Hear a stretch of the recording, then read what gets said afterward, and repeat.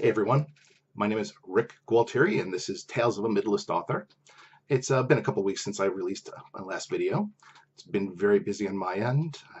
In that time I have launched my latest book, The Last Coven, which is ridiculously long. It's like about 700 pages in print, and that's the grand finale of my Tome of Bill series, so shameless plug for me. But figured I'd come back and with a topic. Once again, occasionally I like to do the beginner topics, but I occasionally like to switch to the more advanced topics. And this is one of those latter, talking about what happens if you're approached for optioning your book or series or books, whatever, for movie rights. So I've gone through this a couple times. Sorry to say, none of them's worked. None of them have worked out. I will say I'm a bit of a stickler sometimes for with regards to contracts, but I'm also a big fan of like going with my gut. I'm disclaimer, not a lawyer, but I've done enough contract negotiations in my previous life to get kind of a feel of it, and it's kind of one of those go with your gut type things in my case. But each time it's been like super. It's just like an incredible feeling to have somebody like reach out to you and say, hey, I'm interested in taking something you created and turning it into, and potentially shopping it around to get it turned into a movie. So that actually brings up the first concept, which is, what is a movie option? So the first thing that might happen is if somebody approaches you and your thing is, oh, my book's going to be a movie. Oh, this is awesome. A movie option is not that. An option is essentially somebody reserving or renting, if you will, the rights to your book or books, to shop that around, or to work with the producers themselves, what have you, basically to represent you. You're essentially giving them those rights to go and find somebody to finance and make a movie. So an option by itself really doesn't mean anything. Well, it means that there's a shot, nothing more. So let's get that out of the way. Just because your book is optioned, doesn't necessarily mean anything's going to happen for it, whether it's film, TV, Netflix, what have you. It just means you kind of have a shot. How good of a shot that is, well, pretty much depends on the person who's come to you. How aggressive they're going to be. And at the end of the day, sometimes the producers will look at it and be like, "Yay, this is great, but I don't want to pay for it." So sometimes it happens. But what this means for you is, in addition to that chance, is, well, you're essentially getting paid to let them to utilize those rights. And if those rights do move forward with the movie, they're also getting they're getting in return a piece of the action. So what that means for you in a perfect world is that it's, well, in essence, kind of free money.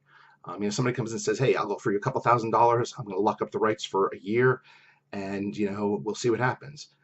After that year is done, maybe your thing is being made into a movie, all the contracts are signed, all that's good, hey, everybody's happy. Or maybe it doesn't, in which case, the option expires, you get your rights back, all of that.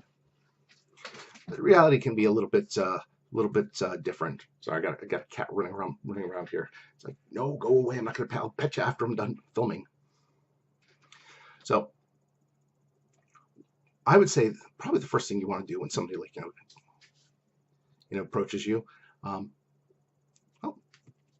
there's nothing wrong with nothing a potential employer wouldn't do is Google them, see where they are in the business. Do they have a sheet on IMDb? Are they known in the industry? All of that stuff. If they're not, it's not necessarily a deal breaker. Let's face facts. As indie authors, we've all been in that place where we're just starting out. They might just be starting out too. They might be an enthusiastic fan with maybe just a few feelers in the industry.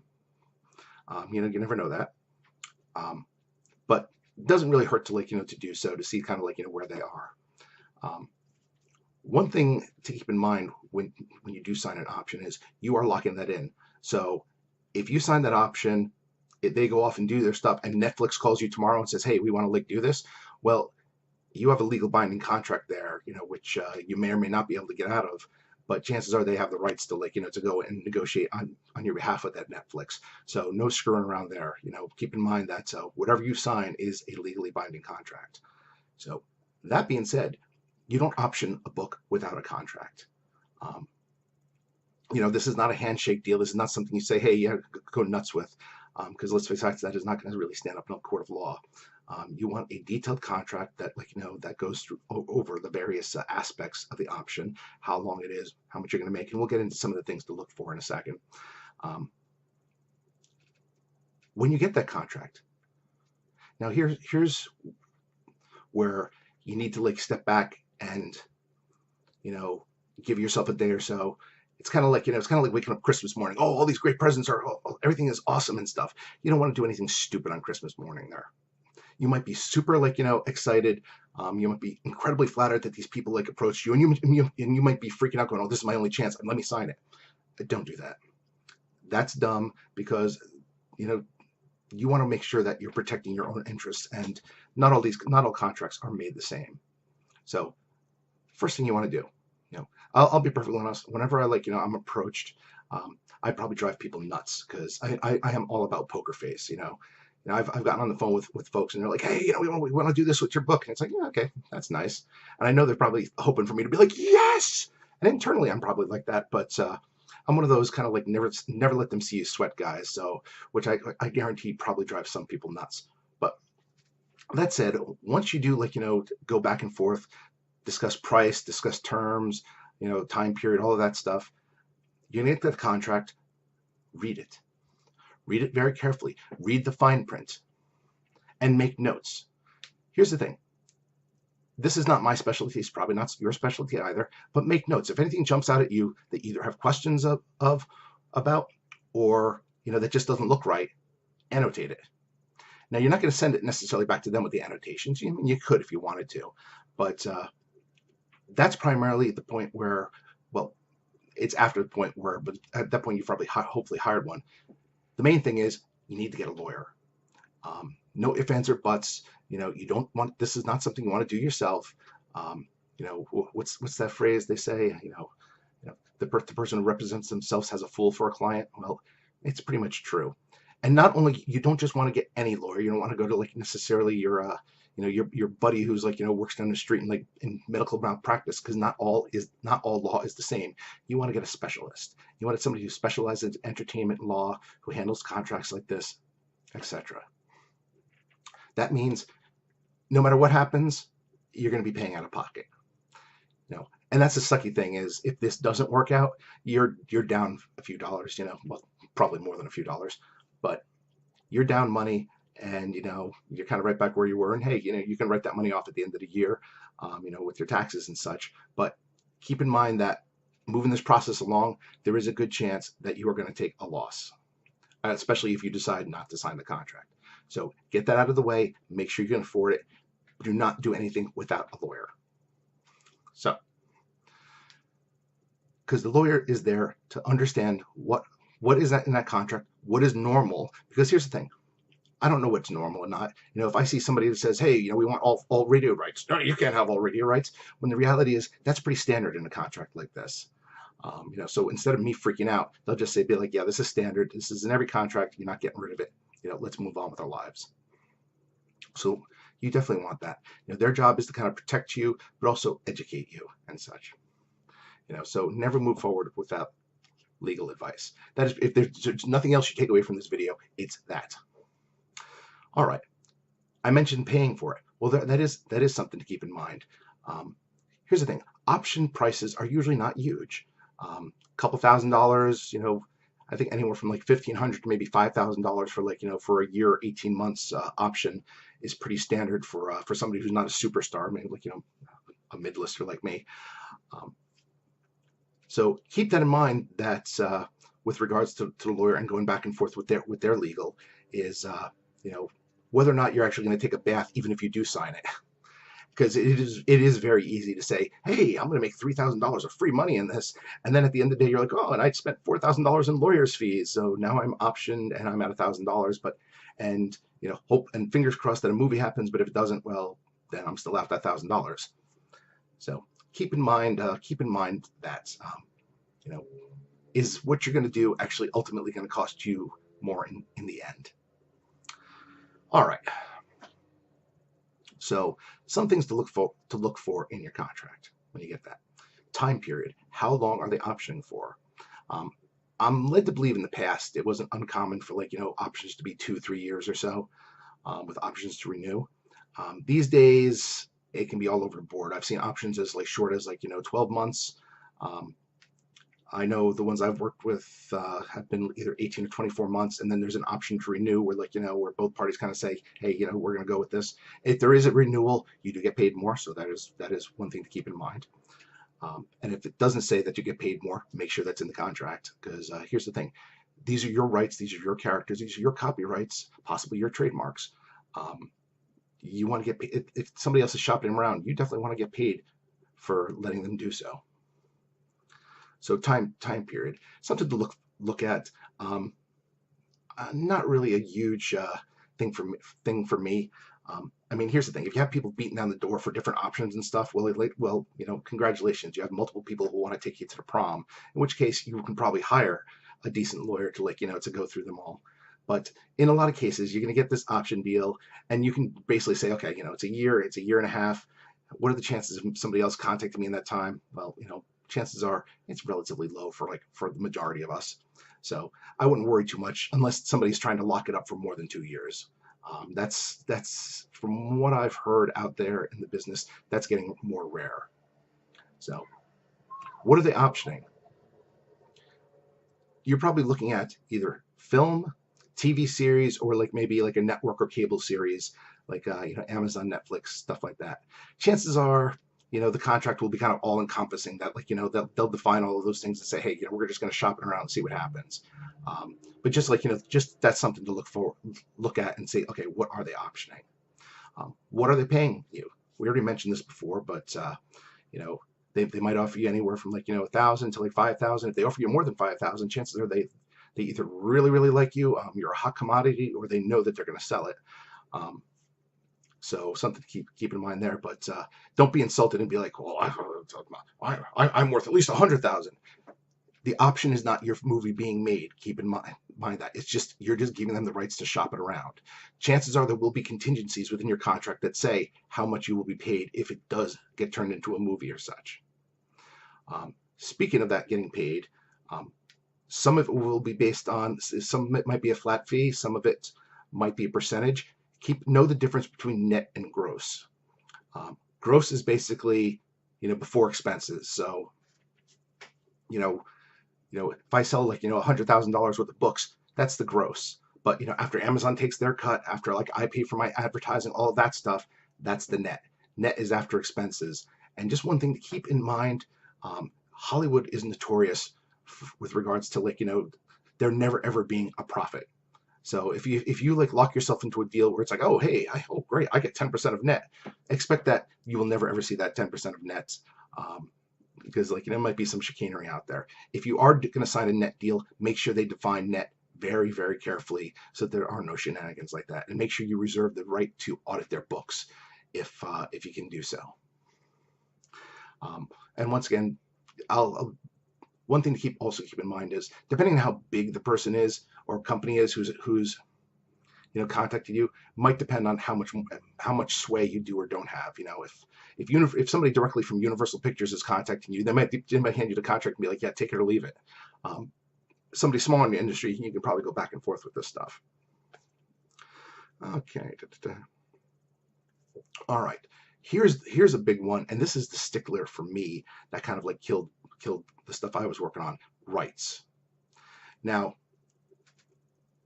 part of the rights you're giving to this person to shop around, there's probably going to be a clause in there that's going to say, past the time of of this option, if the project moves forward into the movie or film phase, you're giving up pretty much inexorable rights throughout the universe to this person or these companies, and those rights are going to include certain things.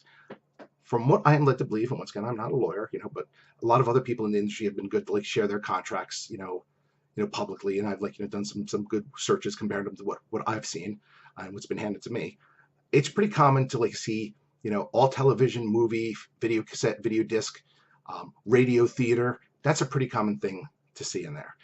Nobody's going to basically say, okay, I get film rights, but nothing else. It's not going to happen. There's probably going to be a whole line of stuff. What killed it for me was it stepped beyond that.